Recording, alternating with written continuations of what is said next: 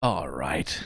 Dungeon Meshi episode 6. I just recorded the episode 5 reaction because it takes me a while to get around to have time to watch anime. But hey, I watched episode 5 and it was like, okay, cool. When does the next episode come out? Hey, it's out already. Cool. Good for me. Lovely. Anyway, welcome to an anime watch along reaction thing.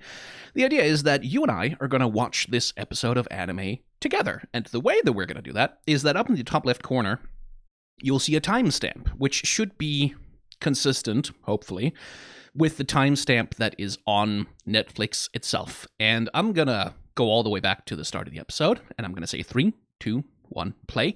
And we're both going to press play at the same time, and then I'm going to say stuff over the course of the year. I'm going to react to things, right? Like, that's the point. But sometimes I'm going to have more to say than just a quick reaction, and then I'll say 3, 2, 1, pause, and we'll pause together, and then I'll say my stuff, and then I'll say 3, 2, 1, unpause, and then we'll keep watching the episode together. That's how this works. Hopefully, it is convenient and easy enough for you to figure out. And under the assumption that it is, 3, 2, 1, go. Ba-doom. Netflix logo. Adorable mushroom.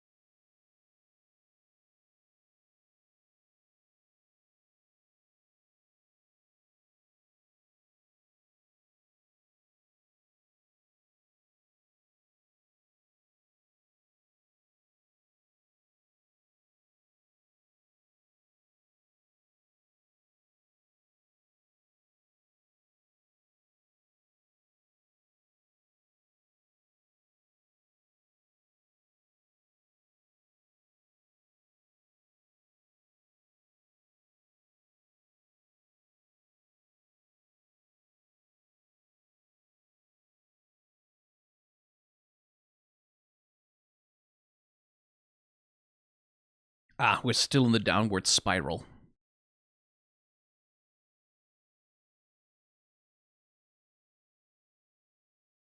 Ooh.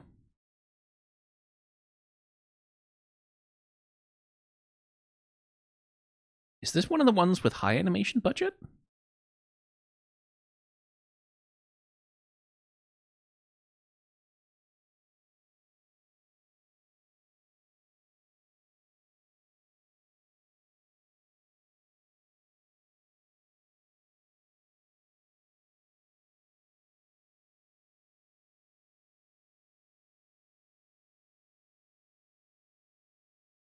It is one of the ones with higher animation budget.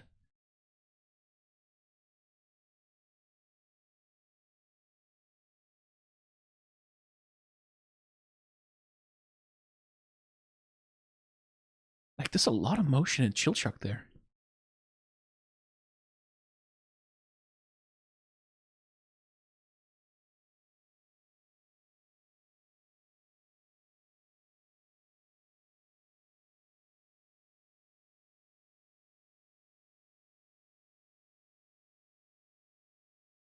Oh, the eyes following.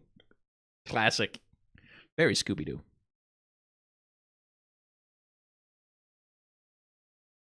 Huh.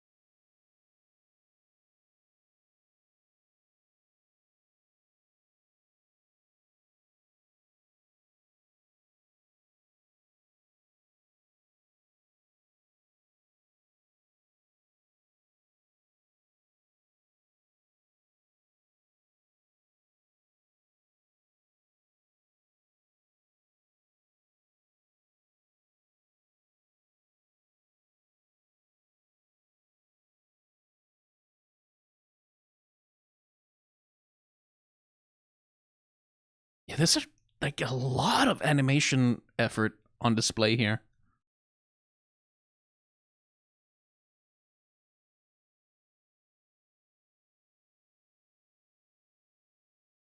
Whee! That's a good landing animation.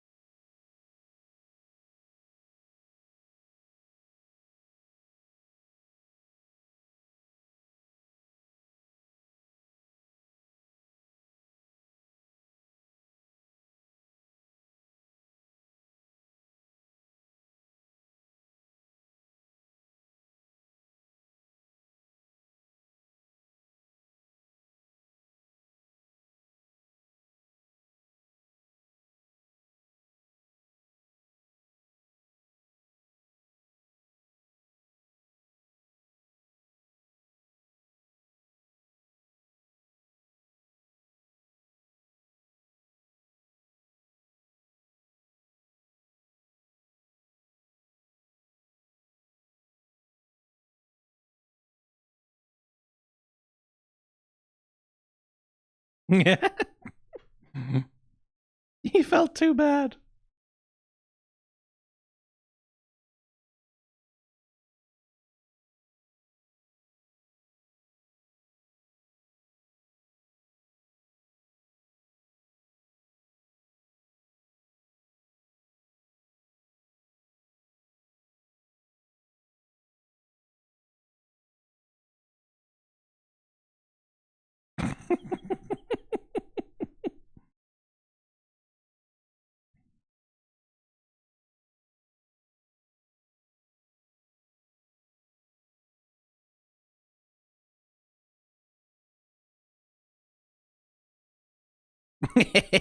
Good landing.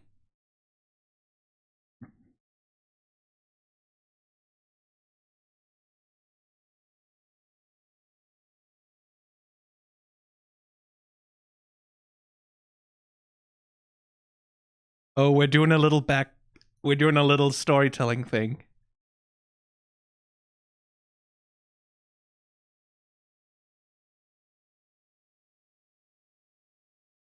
Well, we know that character from the.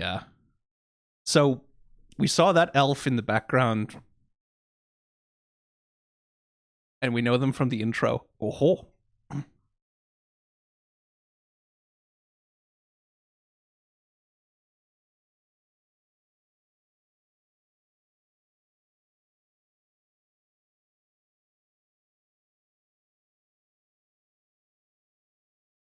and there goes the vibe.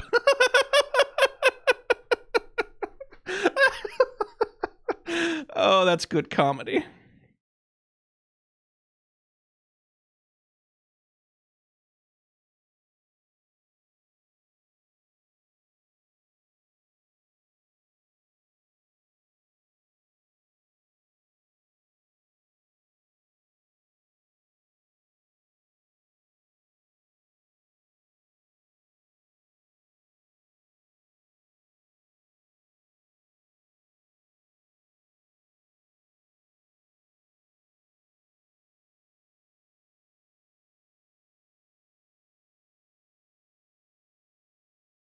Maybe not there.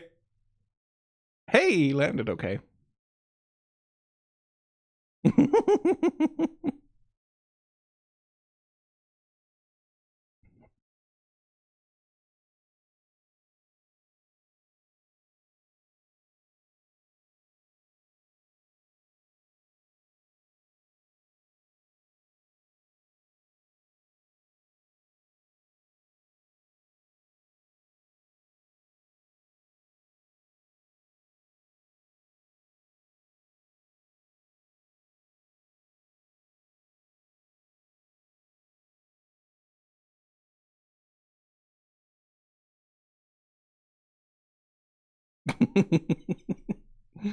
Again, like, god damn, there's a lot of animation budget on display here.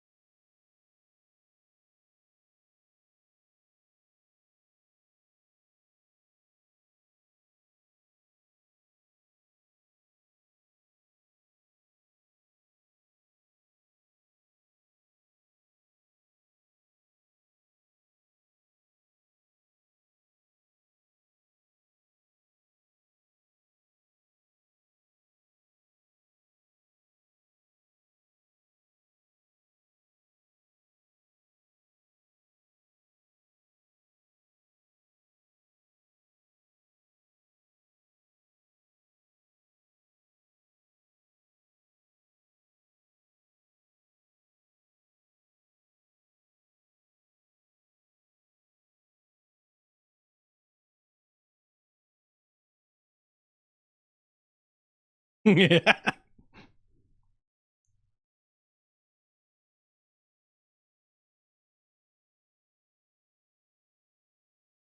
Because the food doesn't come with you.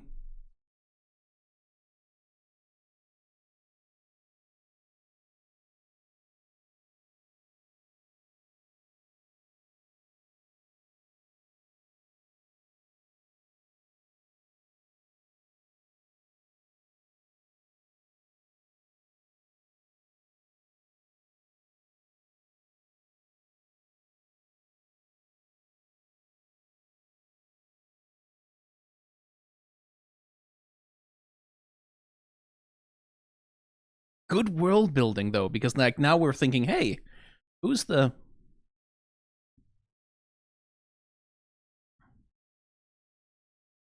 who's that elf? Like, what's with that prince? Does that have something to do with the history of the dungeon?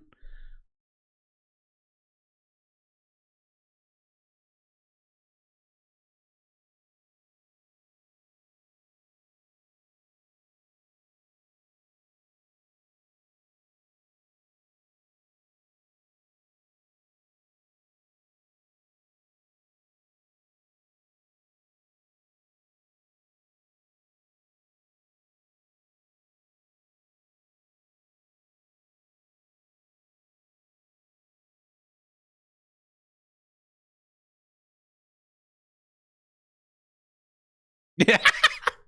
Oh, that's well animated.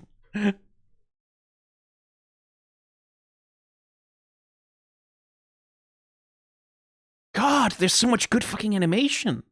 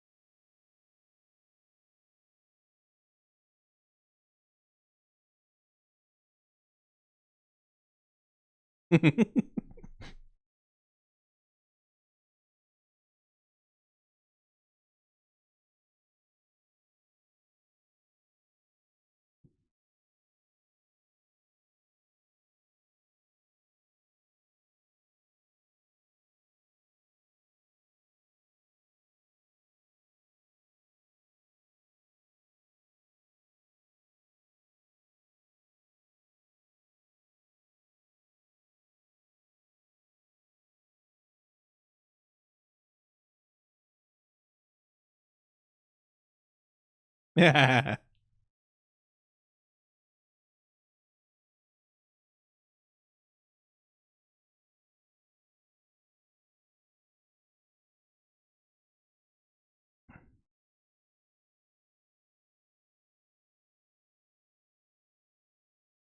Haha.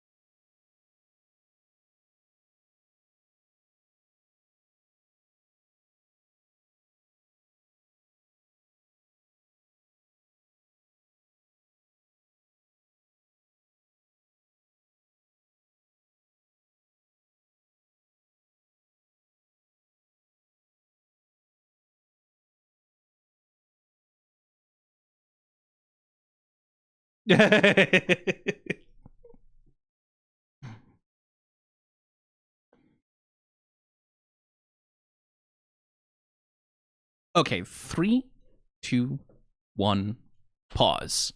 Right. Okay. I'm just gonna pop back a little bit, and I'm gonna risk playing a little bit of animation here. That,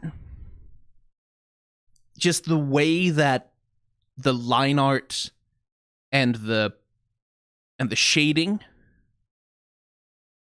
and the way, like, especially the shading around the thing and the shape of the eyes,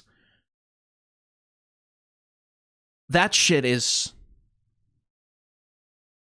pure 90s anime. I don't know how to describe it exactly, but there's, like, that's pure, like, high quality late 80s, mid 90s OVA. Something about the way that, like, the light, like, they had the hard shadows inside the ears and the side of the nose, and something about that particular shot just gives me hella 90s OVA. Like, just this particular shot, like, there's really, it's interesting because this entire episode is full of extremely, like clearly a lot of the animation budget was put onto this episode. Like, a lot of the labor budget, or maybe it was just the A team who got to work on this one.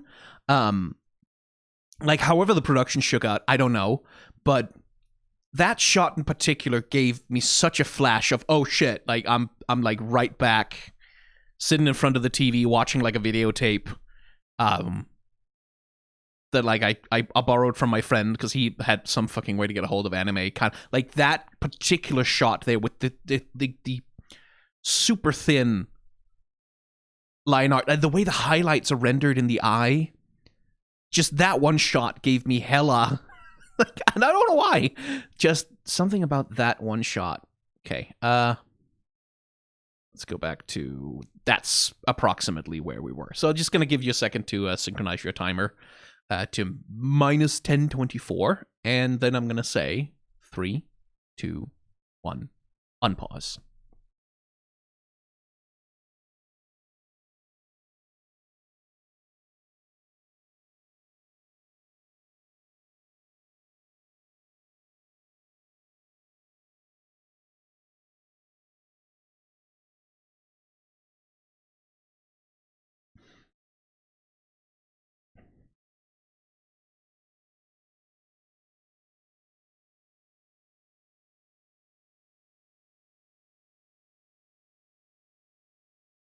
I like this.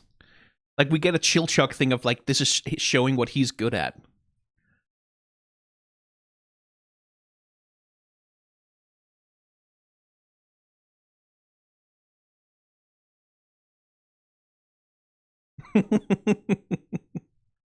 Yeah, this is so fucking...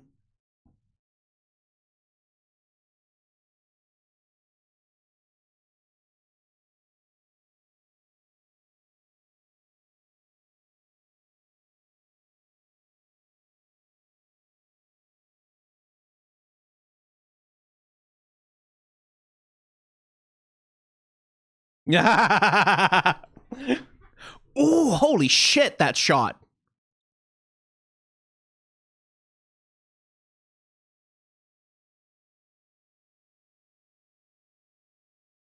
Well, okay, that worked out all right for you. Oh, no, wait, no, it didn't. Oh, it's a crab. Oh, I love that. Holy fuck. Okay, yeah, no, they fucking... They put the animation budget into this thing.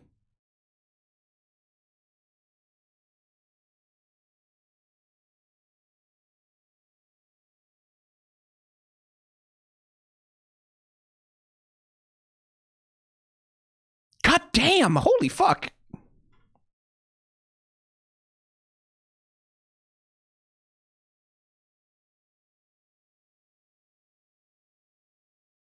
Jesus, they pumped animation budget into this part.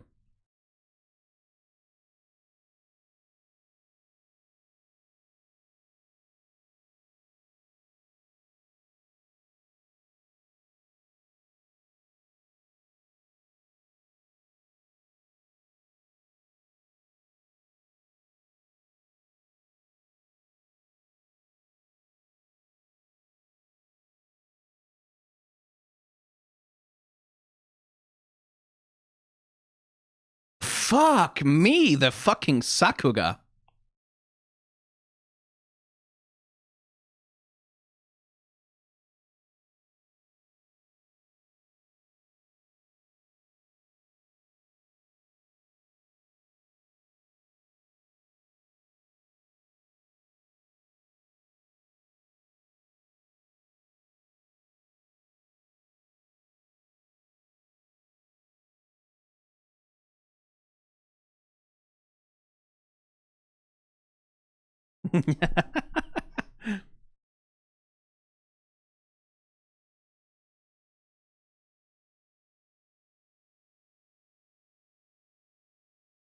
Three, two, one, pause. Okay, just need to jump back to some previous frames here, because first of all, look at Senshi sitting there, and look, okay, clever, little tiny clever character design thing, right? So Senshi has the helmet, right? That leaves his eyes in permanent shadow, and they light up from the inside because, like, the bright white eyes. Look at what the animator has cleverly done here. You know how his helmet has that little nook in it, that little knock in the brim that has been in the show the whole time. Here, the animator is using that to describe the upper line of his eye and shape his eye direction so that he's looking down at that's just real clever. Like, just from, like, oh, great use of what is in his character design already. God, that's good. That's just a little thing that I really like. And then there's this shot right here where I just looked at Laios, like the way they render, like, because he's wearing like presumably it's like a male shirt, some kind of Under Armour thing that he's got going on. The line work on this, like the way they have this, like this rendered shading and texturing that sort of comes in from the edges around there, very effective, really effective at like implying the texture of the whole thing. And also, like, fuck it, since we're doing this anyway, let me just like,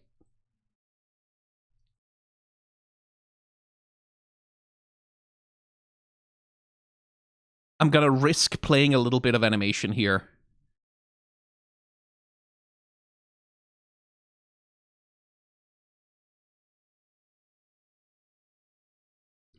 Like, fucking hell, the level of, like, God, please don't copyright claim me for this. It was less than 5 seconds, I'm sure. But the level of fucking Sakuga that they, like, shot, like, frames like this, right?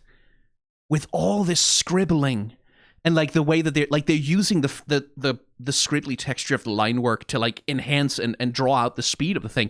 And that's like a classic anime animation technique, like something Gainax used to do all the time, and certainly Trigger has done plenty of, but which is fairly like, which is like production intensive, right? Because you're not using like those clean, simple, like easily auto-colored lines that like anime usually does for its line works. And then this whole thing, like, where this is an animator just fucking flexing, because I'm looking at the floor here, right? All these lines, like, you see the little cracks in the stone and all of the detail and all of that shit. Normally you'd render that with 3D animation, right? Like when you have a complex shot like this, when you're about to swing the camera around, you're about to do crazy shit. Normally you handle that with 3D. Maybe that's also what it is here. Hang on. Except, no, it's not. It's not. I don't think it is, actually. I don't think they did the floor in 3D animation, which is what this would be the sensible, easy thing to do. I think they actually, the animator just flexed.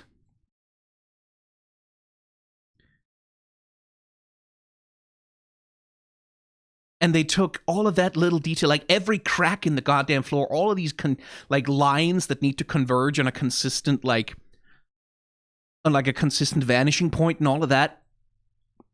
I think they hand animated that little scroll, like that little pan across. Fuck me. That's so extra. That's so unnecessary. Like, you didn't need to do that. Holy fuck. Someone fucking went mad.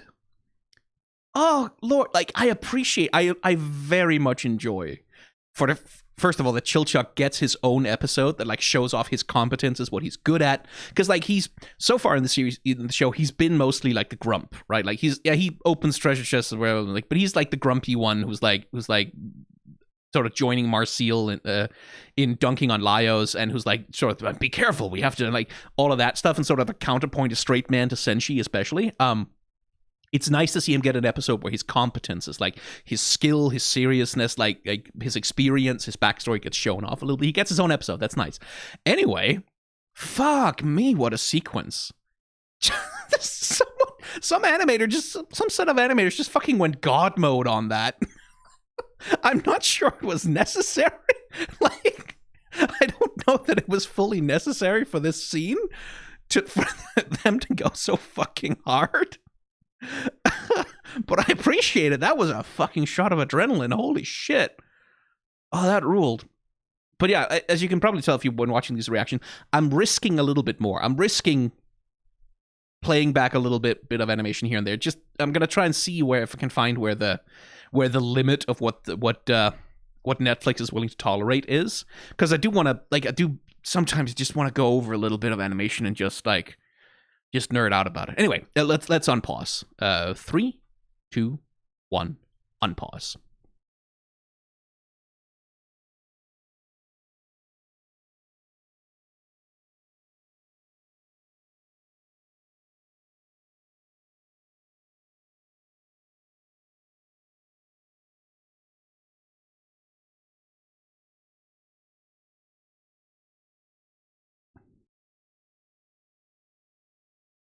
Oh, he's sewing his thing back together. Oh, that's sweet.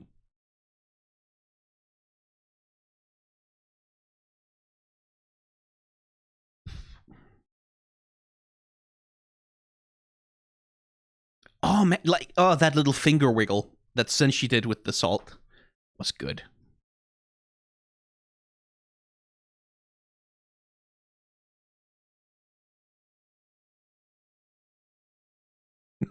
He's so hungry.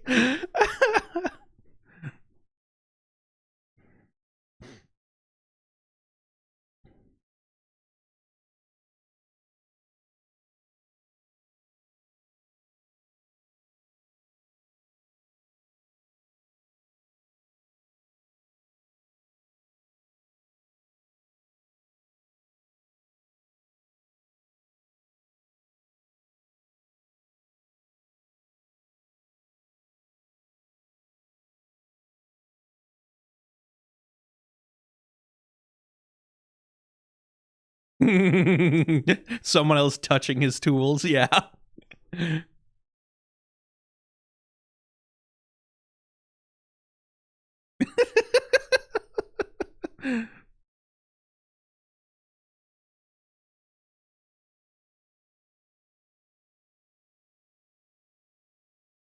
Holy wait, hang on. Hold on a second. Hold on a minute. Hang on, just a sec. Sorry, I know I didn't call out that pause, but hang on a minute.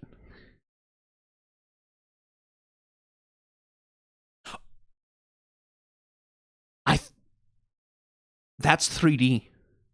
I'm pretty sure that shot is either 3D or they rotoscoped it over. Yeah. It's one or the other. Goddamn. Hang on. Sorry, we'll get back to it in a sec. I just need to.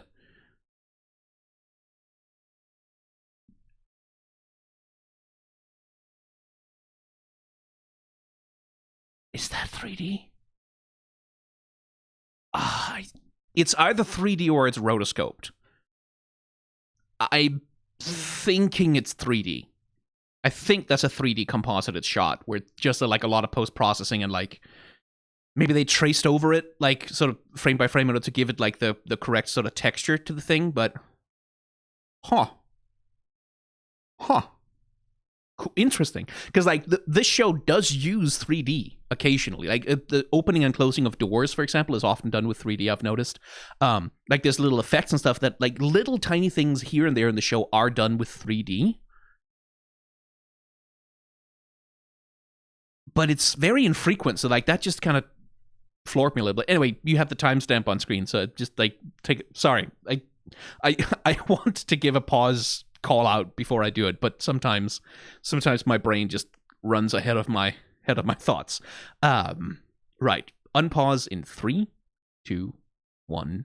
Unpause.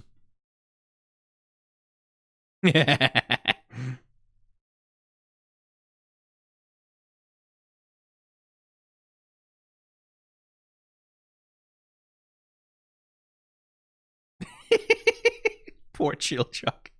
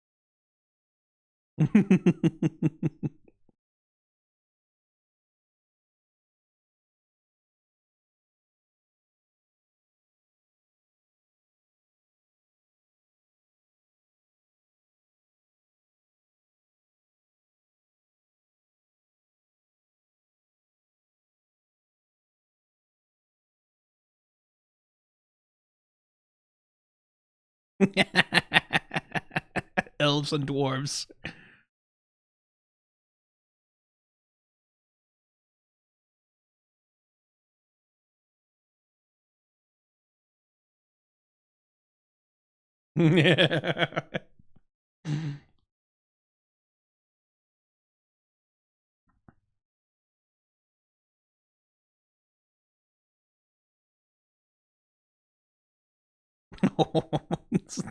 This episode, Jesus Christ.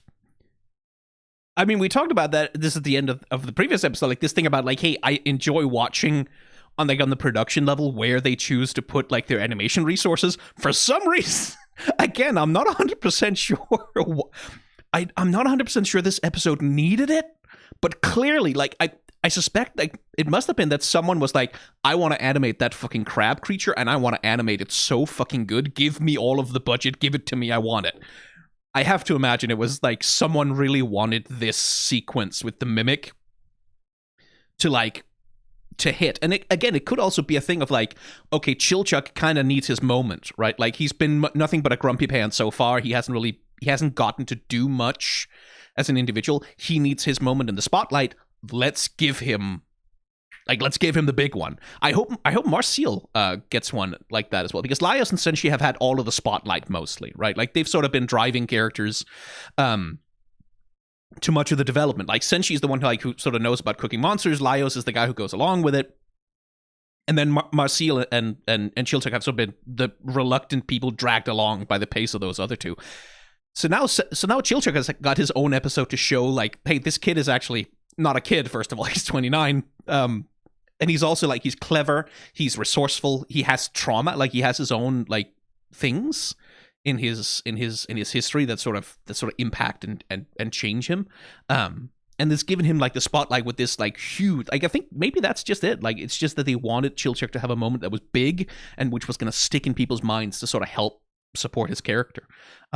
If that's what they like, I want to see Marcel's. Like I want to see her get to be fucking elf wizard queen of the dungeon. Oh fucking hell! I get. Oh. Two episodes before this, like it's been like, oh, the animation's like fine, it's high, like it's high quality, it's competent, it's nothing to write home about, and then just boom, out of nowhere, episode 6, they fucking go absolutely fucking ham. It's still so fucking funny to me. Oh, hang on, let me just. And again, also, the way that this episode handles its light and shading is like it really uses like these bright spotlights against hard-edged shadows a lot, and to tell something about what's going on with the characters. Like here, for example, this very intense thing with the elf, this poor motherfucker, who's mightily confused.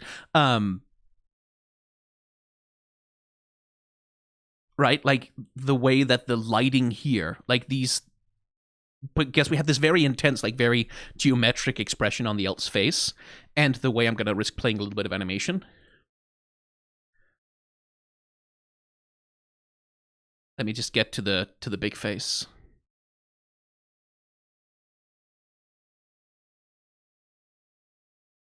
Right, like the way that they're using like this dark shadow in here, and then like the neutral tone, and then the highlight, like to really sort of emphasize the geography and like the shapeliness of the face, which is then like shown with all these little lines that really like give you that sense of an incredibly intense, angry expression on their face. Which also, this whole sequence with like Laios in the fantasy kingdom, and like this, another thing, right? Like that you pay attention to like the way that outside of the painting is rendered, right? Here, the dungeon, right? Like pay attention to like all the way that the lighting is handled, all the way that like the texturing on everything is like very sort of rough and like and then you go inside the painting world. Let's see if we can find a shot from inside. And look at the way that like the backgrounds are textured. Look at the way that the environment is rendered. Like, first of all, like it's much less rough, right? Like, which again, like in the sense of like we're back in time to where maybe when the dungeon was built.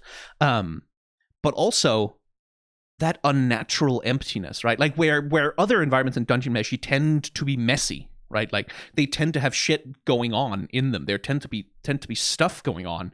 There tends to be like dirt on the floor and like things lying around. Like it tends to be messy. Here, everything is very conspicuously perfect, like tidied up, very, very clean.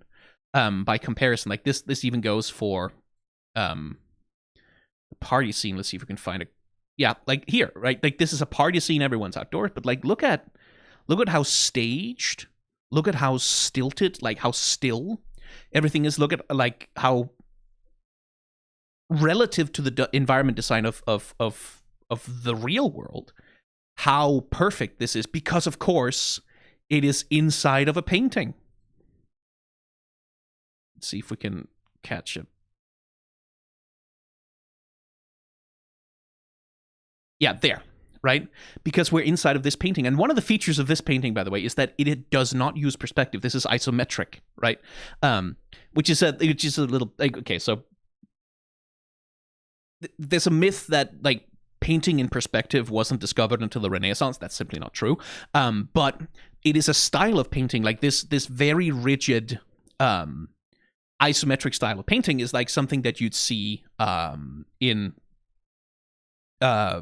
European art for a time, like which is like a very specific stylistic thing, but which also creates these very rigid, like very stiff environments that are sort of unnaturally clean. And I just really liked that the episode like took care to replicate, like relative to the roughness and the imperfection, and like you see, like for instance here, like the way in the background how the bricks are a little bit misaligned and out of step with each other, like all of those little things.